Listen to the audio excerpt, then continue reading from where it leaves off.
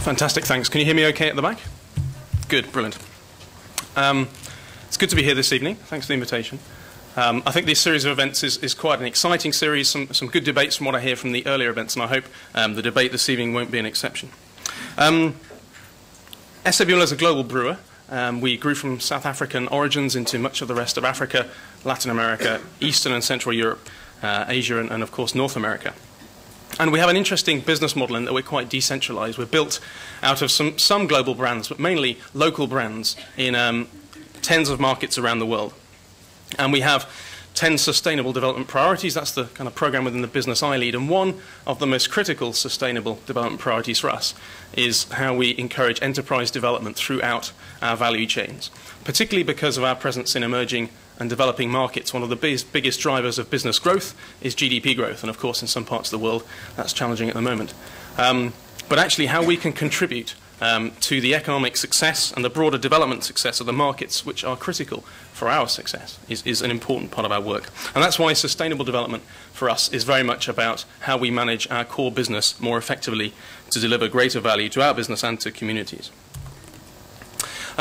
There are a number of different aspects of our enterprise development work, all of which are embedded within our business. And in fact, the model that you can see there is actually developed out of the best practice that we have in different parts of our business around the world. It starts obviously with our supply chain, particularly agricultural inputs to brew beer, like barley and maize and hops. Looks at the processing phase in terms of how we bring in things like glass to package our beers. Looks at our overall economic impact, and then the distribution of retail side, where we also have quite extensive programs. And Ewan's, I think, particularly going to talk about distribution tonight. So I'm going to restrict my comments particularly to agriculture and agricultural supply chains. But I wanted to first just set it in context of the economic impact of that overall value chain. We've done a number of different pieces of work, and some are ongoing, to understand what the total economic impact of our value chain is, or of a consumer buying a beer or a soft drinks where we bottle soft drinks. And for example, in South Africa, some independent research done by the Bureau for Economic Research found that we employ around 8,000 people directly. But the direct, indirect, and the induced impact of that value chain is around 380,000 jobs in South Africa. It's around 3% of South African employment. Similarly, so it's about one job for every one of our jobs contributes about 40 jobs in the broader economy. In Uganda, we employ 500 people. And some INSEAD work recently from Professor Ethan Kapstein suggested that the induced impact of that and total impact in the economy is around 44,000 jobs. So it's nearly 1 to 100. So it's in that context, and they're nice figures to talk about. It's good to understand the value that we have in an economy, but then the question is, well, what do we do about it? How do we improve that? How do we understand how we can protect parts of that value chain and enhance it further? And so our approach to enterprise development is about understanding the real business drivers behind this, as well as the business and social benefits. To do some quite in-depth analysis, and I'll talk about what we've done, to understand what works best and why, and how we can share that around the group. And then particularly to look at how we can build partnerships that make these business models more successful in the future.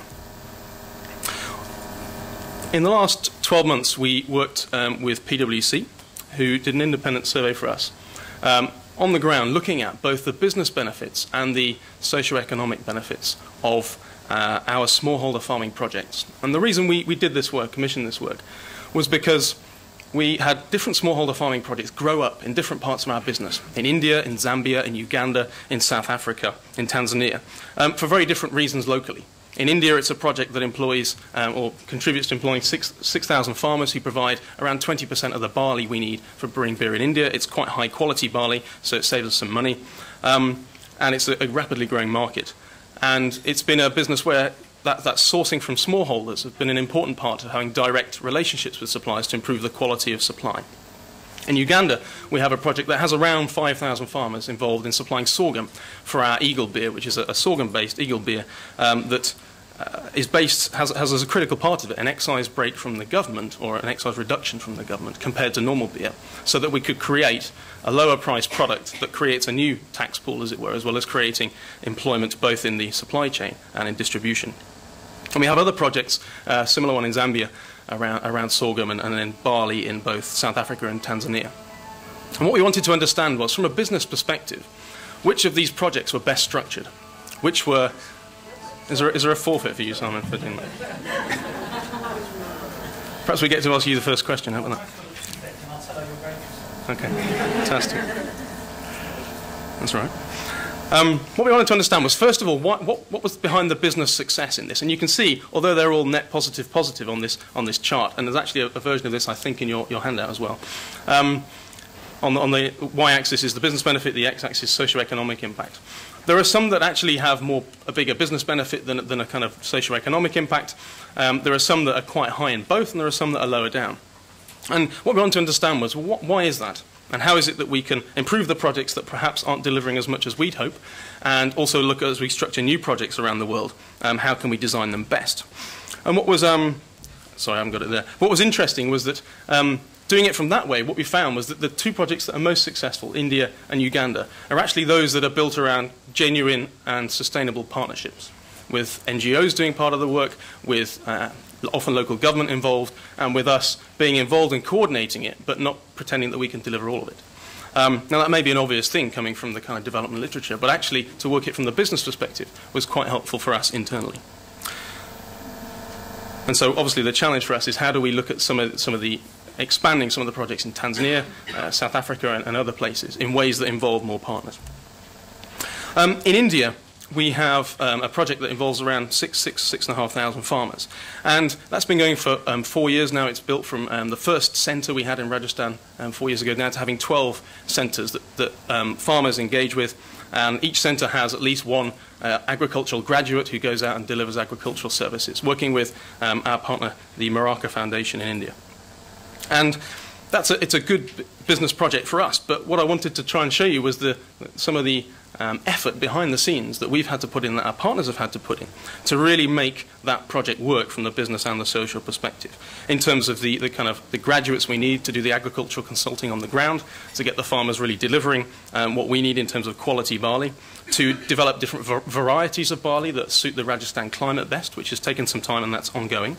And then to look at the agricultural practices overall that can be shared with farmers, and also through quite a wide training period, farmers actually who don't supply us but are also present in that region.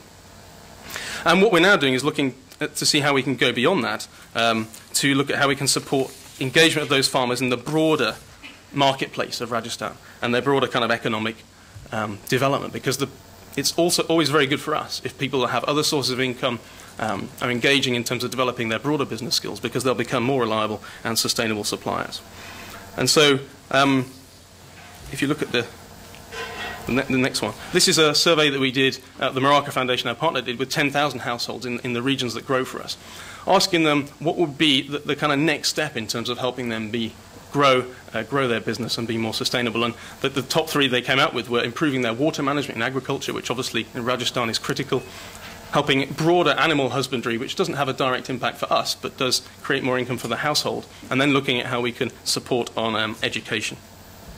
And that's what we currently have ongoing at the moment. That's India. What we've then done through this PwC review and through the work that we've been doing internally is then seek to transfer the learning from India and Africa to our business in Latin America. And what we found is that some things transfer quite well, and others haven't transferred quite well, let's put it that way. And so particularly the dynamic in terms of trying to have a balanced model that employs both smallholder farmers for the broader economic benefits, and also sometimes it's necessary to engage commercial farmers as well to get some reliability and bring projects to scale. And that, particularly in Ecuador, has been one of the things that we've been trying to get the balance right.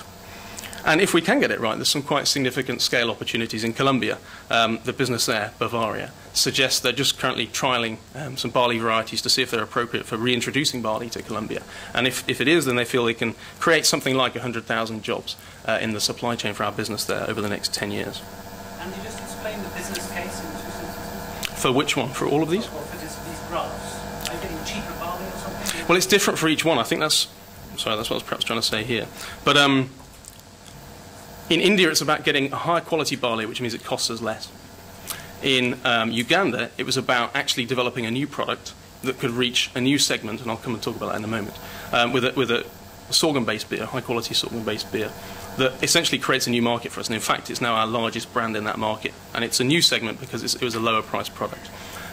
In Ecuador, there's an issue in terms of the political dynamics around rice and the fact that sometimes when there's shorter supply, there's a perception that if it's being used for something like brewing as opposed to being used for food, and that may be a challenge. And so what we've done is tried to go out and actually increase the output so we can do that. So it's very different in different markets.